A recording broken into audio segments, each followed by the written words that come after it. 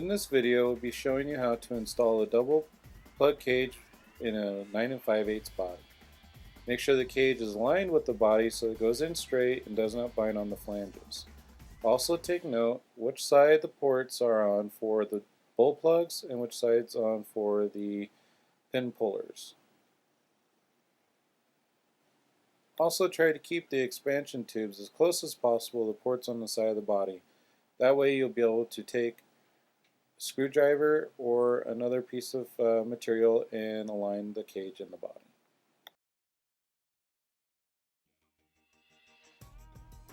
Here you see the bull plug side of the cage through the port on the side of the body, and with a screwdriver you can align the port as so.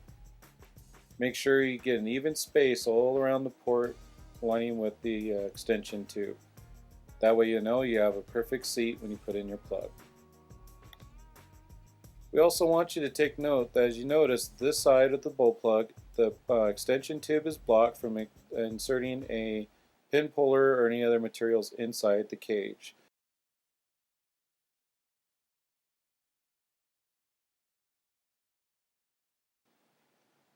Now that the cage is lined up in the port, you can now insert your bull plug. Be sure that the threads are greased and oiled and the seals are in place for proper connection.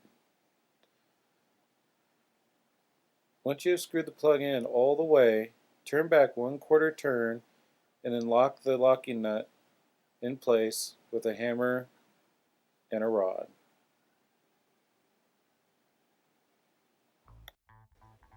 After the installation of the bull plugs, you now can screw in your hydraulic or standard pin pullers.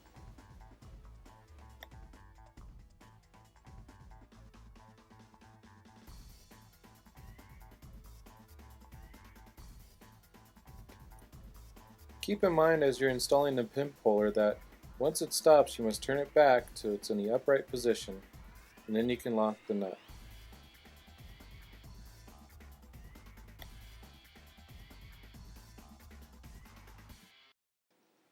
And remember as you're locking the pin pullers in place that they're in the right positions for installing your hydraulic hoses. The next step is removing the cap from the cage by pushing down, turning counterclockwise, and pulling out the cap with the loaded spring.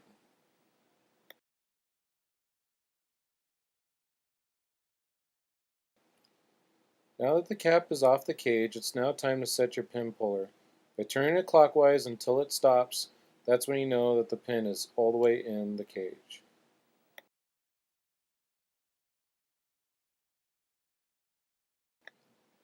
Now you can drop your plug or dart into the cage. Next you want to put the cap back on by centering the spring in the center of the dart or the plug. Then by pushing down the cap, turning clockwise, and pulling up, you'll set the cap in place.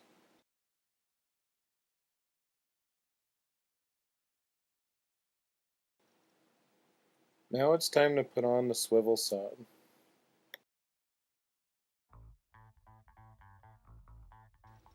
With one quick turn, the sub is locked into place.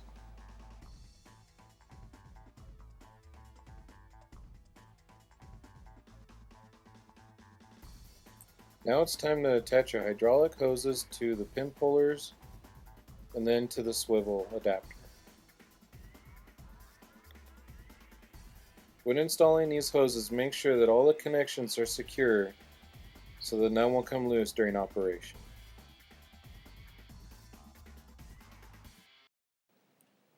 As you will notice, these hoses are made in such a way that you cannot cross them or get them reversed upon installation.